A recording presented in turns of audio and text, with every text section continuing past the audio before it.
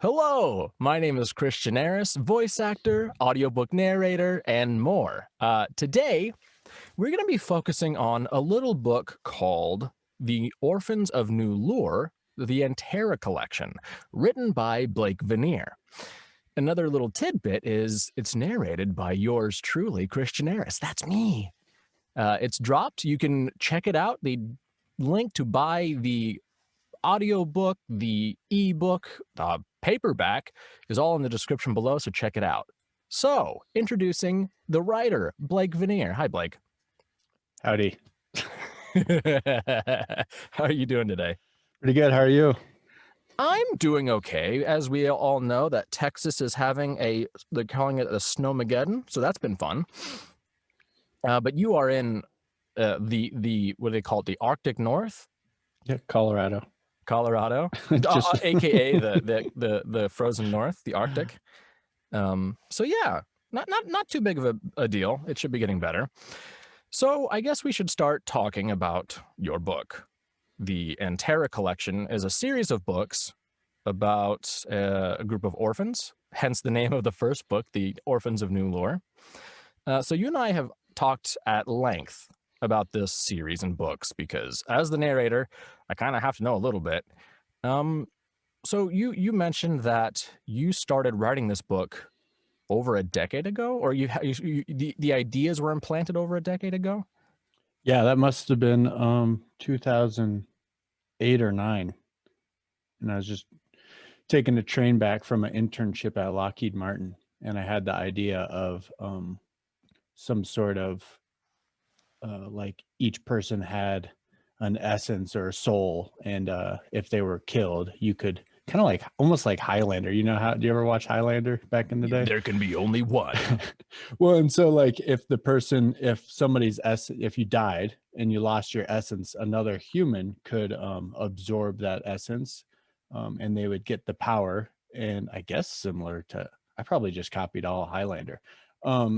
They would also get some of that personality too. So is this risk of like, does this human want to become really strong and powerful and with Aether, or do they want to kind of maintain their identity? And then it expanded severely. Yeah, no, Yeah. absolutely. As I've read the book, I have the benefit of I need to read it twice. I read it once just to kind of understand what's going on, and then as I'm narrating it, I'm reading it a second time, and I have picked out so many details that I totally missed the first time around. So I think, from my perspective, now I can't say, hey, everybody, when you write a book, take 10 years, because that's what you need. But I can definitely see the benefit of you taking your time. So the idea was on 2009 ish. When did you actually start writing? I started I think I have a bit of a problem of liking to create a whole world and backstory in way too much detail. So like, I don't know. You can see I have a map in the background. It's on a 4x8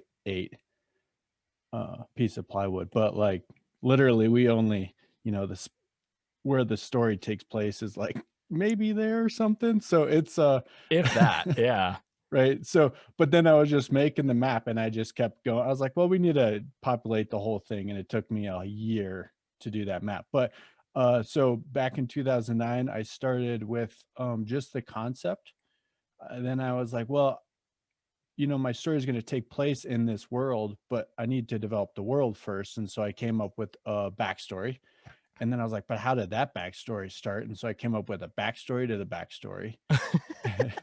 And then I basically wrote, I was in school back then. So I just had a notebook and I was filling out kind of each book and where I thought they would go, wrote a whole bunch of notes. And then from there, I probably took about 30% of it.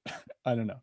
But um, so I started, I think by the time I finished college, I had maybe the first 4 chapters kind of really well polished. The part of the problem is I'm doing school for aerospace engineering, which isn't exactly creative writing. So I had to kind of develop quite a bit of the art on the way. So that 10 years wasn't just about, building the actual story, but also developing the skills. So that's interesting you say that though. It's something that I've always been fascinated with in my interactions with you is I grew up very creative. Like I have an interest in science. Like I remember I was in college and I started taking engineering classes and after the first 2 weeks I was like, I hate this. I don't want to make a robot arm. I want to have my arm cut off and they give me a robot arm and I become a superhero. And that's when I realized that my interest in science is no, it's just sci-fi fiction. That's my interest. So I've always had that kind of creative leaning brain. I love fiction, which is why I narrate and do voice acting. So how is it transitioning to having like a very science oriented brain to trying to okay, cool. So I'm using is it the right side of the brain for like all of that logical critical thinking stuff and then you switch brains to go creative. Like what's that like transitioning from those two different careers? I don't, um, I wonder if it might just be that it's a little bit, I, th- I think the biggest challenge is presenting, probably like presenting the ideas a little bit differently. Like I probably struggle in meetings as is, like, why aren't people understanding exactly this concept that I'm trying to explain, for some random did a lot of data analysis at my previous job and we're Right. looking at solar signals and stuff and I'd do some analysis and people would be like, what are you talking about? And so then I'd have to like but it's not so much, I think I've always had that desire to be creative. Um and I was, always inspired by different story arcs and characters and stuff. So I think that's always been a part of me. Um so I'm not sure if for me there is like some massive switch between writing and the other parts of my brain. I know at some point it's probably because I don't switch it. I'm just like, so the first book I have like this silly, we talk about energy levels as they're in this competition. And like I spent so much time trying to come up with like the equation to describe like the ratio of these two. And like nobody's gonna appreciate it. But Yeah, like I what I still do not understand how the Bolt scale works. no, I just trust that whatever you say, like, oh, it's a higher number, that's good. But it's other than that, I have no idea what it yeah, means. it's like logarithmic and like there's an equation and everything. And so Oh, but that's so cool that you do that though. You put in that extra work, yeah. even if like not everybody can really see the work. Yeah, so I don't think I actually flip a switch. I just scratch that itch until it disappears, and then I get back to the creative part. So, Sure. No, but also we've talked a lot as well as that you have quite a network of people. You're a very likable person. I mean, I don't like you, but a lot of people do like you. I'm kidding, obviously, but it's cool though that you will lean into your resources. You've amassed people who are very interested in your work and support you.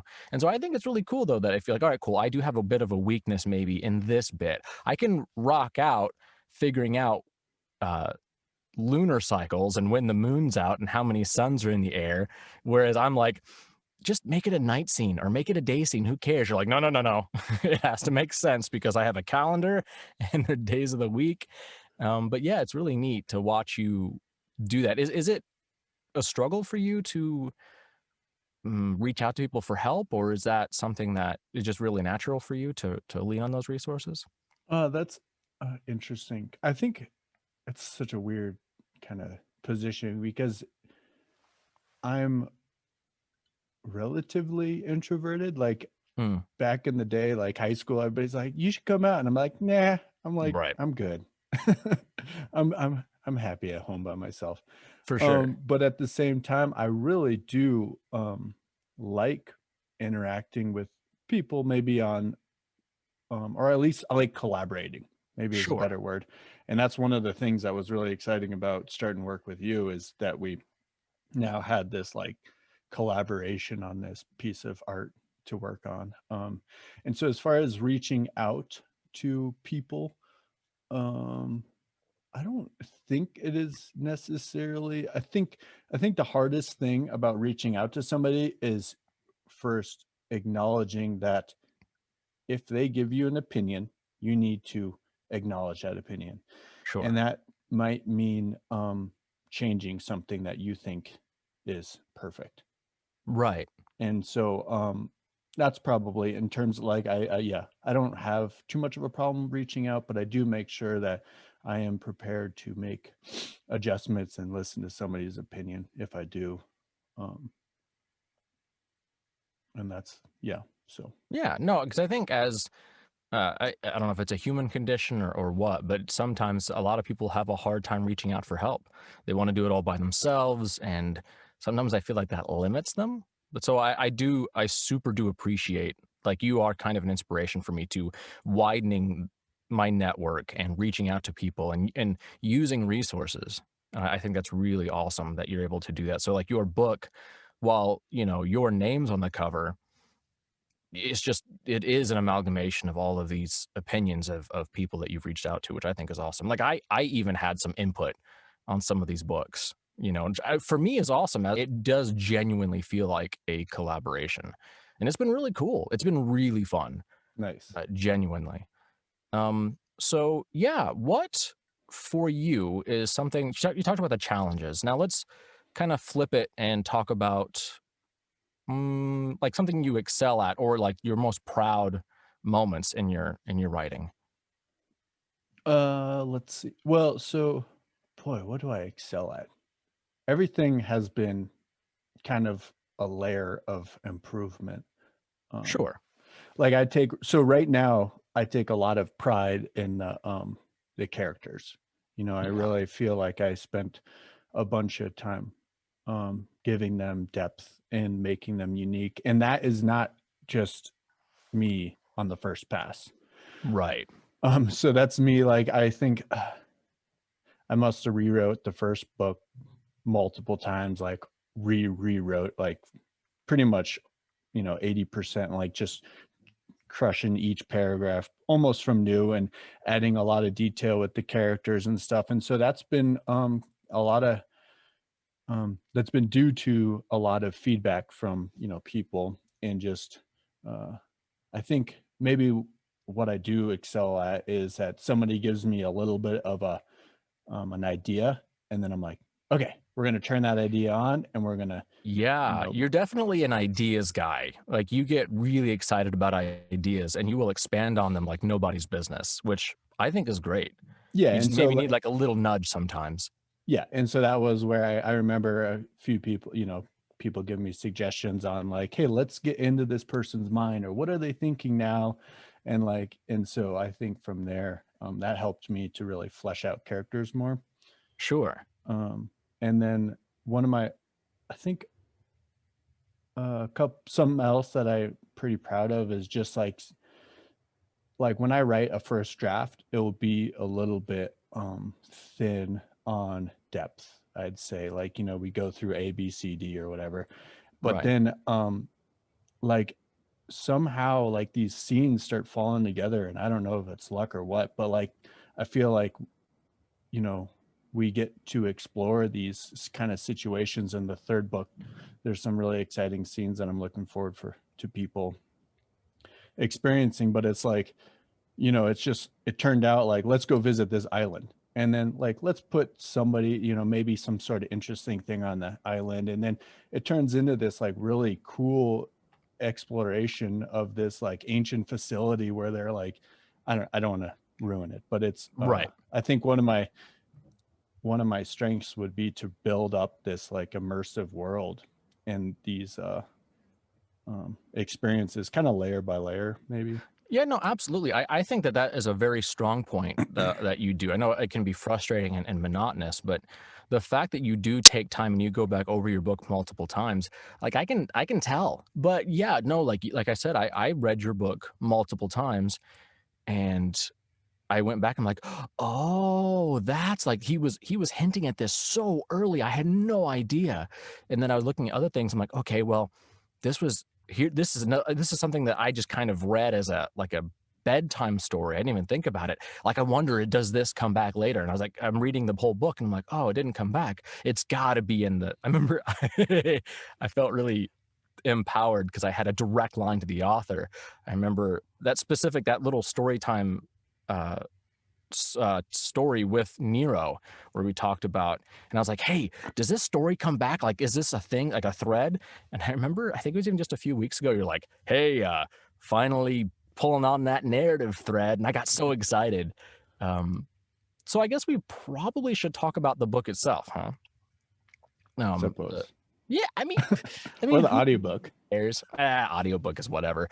I just want to make sure that we actually do cover it. So yeah, what is the book about? Maybe it's a little late in the video to do that. So yeah, what everybody's just like, all he talking about is writing and boo. So what's your book about? So I would say that it's more about like the series is what I'm trying to write to. I'm not like, I think maybe that's one of my struggles is that I'm writing a series and not necessarily an individual book.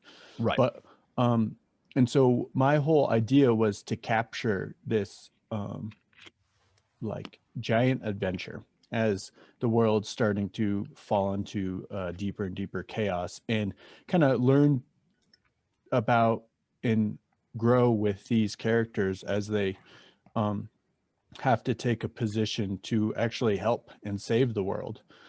And so in order to start this adventure, we start with the orphans. And so this is where I think they're roughly 12 to 15.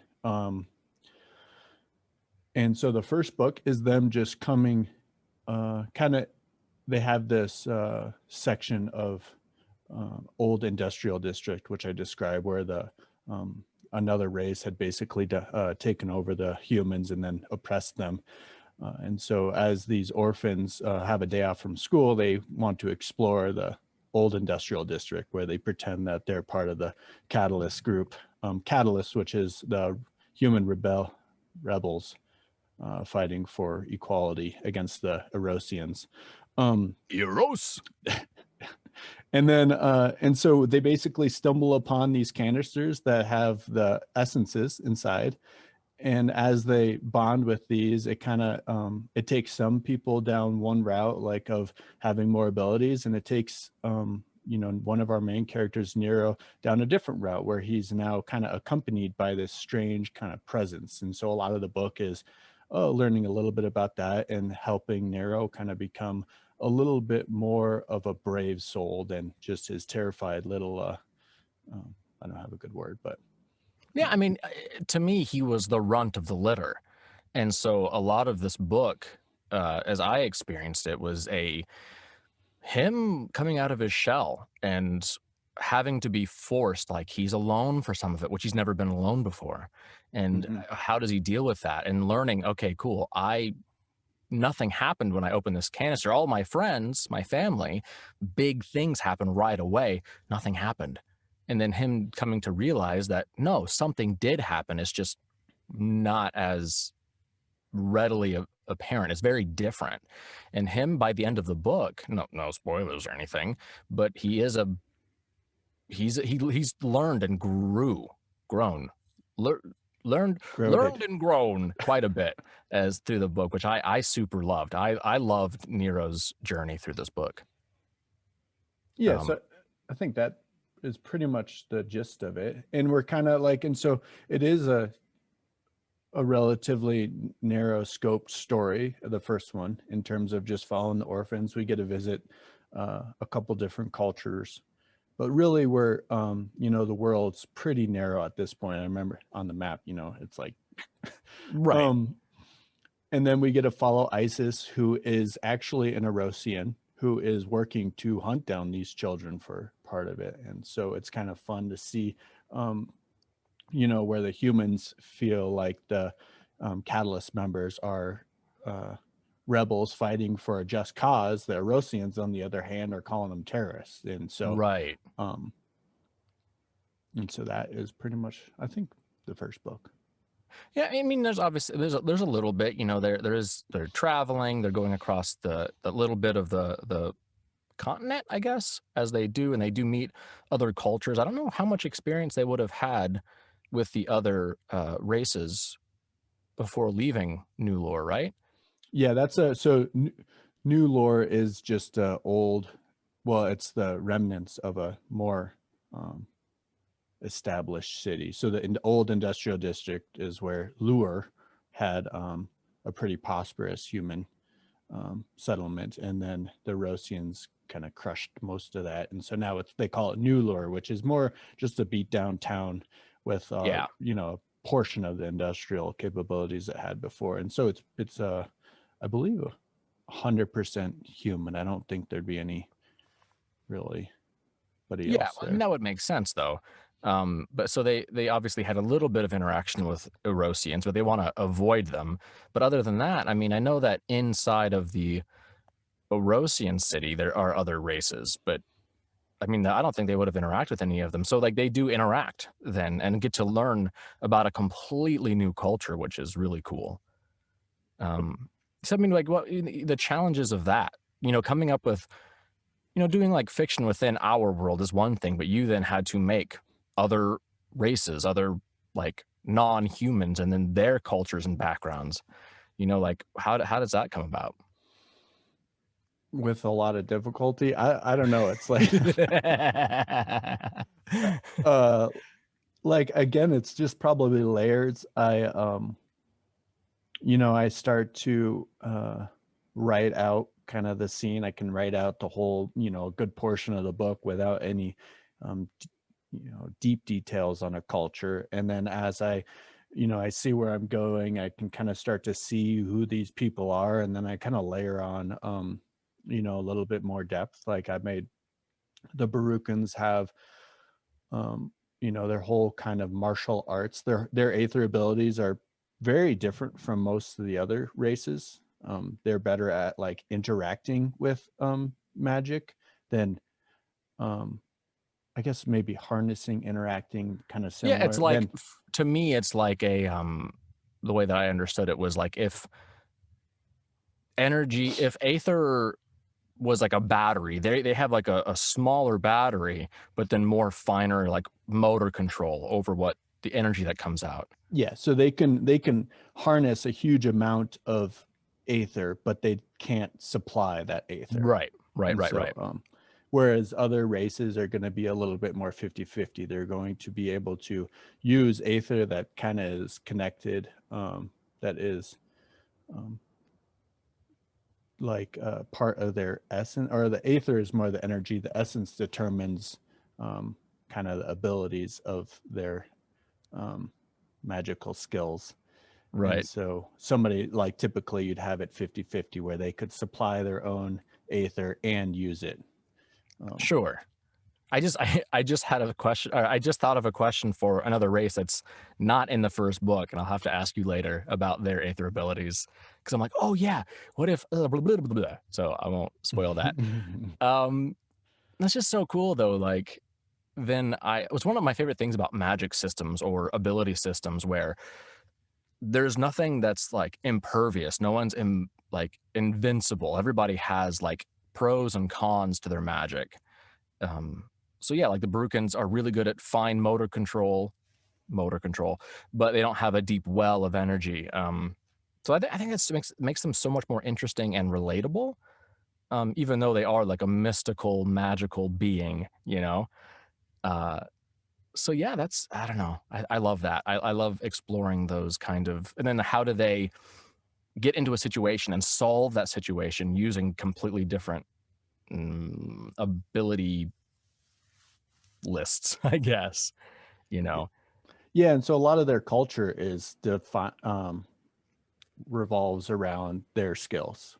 And Right. so, you know, they have a physical component for like a martial arts, and then they have like a aether component, which is interacting with aether. They, you know, they have to use certain objects to help to compensate for the lack of their own storage ability of aether. And so, um, So I that's had interesting to me. What would I'm sorry to interrupt. But what would come first then? Was it the culture and background, or the magic? And then you're like, all right, cool. Now I'm going to create their culture around the magic that I've given them. I think I came up with their limitations first. So I said Sweet. Baruchans are Yeah. going to have, this kind of aether abilities. And then we developed from there. Yeah. No, I love that. I think that's really cool and like a really good idea for other uh, aspiring writers out there to kind of think like, okay, well, where do I start, outside in or inside out? It's also an actor's thing. How do we get inspired when we do characters? So I love that thing of we start off with this and then, okay, what would a culture that has this set of abilities, how would they evolve? Oh, they're going to be a little bit more physical. They're going to have more martial arts. They're going to have a little bit more technology because of their limitations, as opposed to a culture that's more magically robust, where they maybe not develop that because they don't need it. Yeah. And that's where the Erosians are. They're on the spectrum where the Baruchans don't have necessarily aether at their fingertips, but they're very capable with aether. Sure. Erosians, on the other hand, have they're small and they have very little access to aether. Their abilities are pretty much non-existent. Right. And so they rely heavily on technology there, and that's part of the what drove them to the top of the food chain, I guess. I don't know. Able to dominate the humans is because they had these these technological advancements that were able to surpass the aether abilities of the humans. Absolutely. And it's super interesting. They dominate through technology. And just, yeah, they're pretty scary. And that's a fun outlet for me to get a little bit more sci-fi. Yeah. And so I'm able to, instead of rely on magic to get people to accomplish certain tasks, I can use like we have holographic displays, and they have ships that are able to kind of get around some of the gravitational effects to help them move a little bit easier. They giant mechs and different crafts, missiles and like long range communications. It's very cool. You have a unique blend of sci-fi and fantasy depending on which culture you're with. It's like almost a completely different world, and how they've evolved. It seems very natural, which I think is really important. That that everything that these creatures these races and whatnot, like how they exist, makes complete sense. I never stopped and was like, wait, why are they doing this? And I think that's super important. I was never taken out of the story while reading it. Nice. Yeah, no, absolutely. No, nice for you. Because for me, I get the benefit of just reading this book and enjoying it and never going like, what? Because that's one of those things that takes you out. So yeah, did I have another question for you? Because we're doing so great that, yeah, no, I think that's about all I got. Do you have anything that you want to add? I don't think so. Completely out of ideas. No. Well, you know what? I would love to say that that's true, but it's not. You're constantly coming up with ideas, and we're constantly talking about books that aren't even out yet. So with that said, books 1 and 2 are out in print. You have the Kindle version, you have paperback versions, and those are both on Amazon. So you have book 1, the Orphans of New Lore, and then book 2, Catalyst, the Anterra Collection Part 2, book 2. And then, yeah, right now the audiobook of the first book is out now, and the audiobook 2 I am currently working on, and hopefully we'll get it out really soon. And yeah, links are below. Buy 3 copies, 1 for you, 1 for a friend, and then 1 for an enemy, because they need this in their life to improve themselves. All right, everybody. Thank you so much. Oh, hey, Blake, I want your website so people can check you out. BlakeVanier.com. BlakeVanier.com. /Anterra.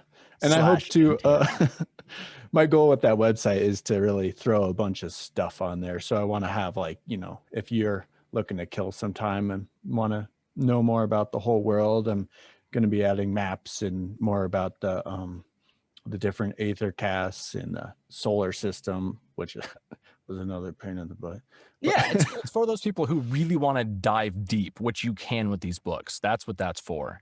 If you want to just read it and get through the book, like, oh, this is a fun story, and that's it for you, great. You're going to get a great story. But if you want to dig deep, there is a room for that, and I'd love it as a nerd myself. All right, awesome. And you can find out more about me, kristianeris.com, for all your voiceover needs. All of them. I got it. All right, everybody. This is nice talking to you. Bye. Thank you.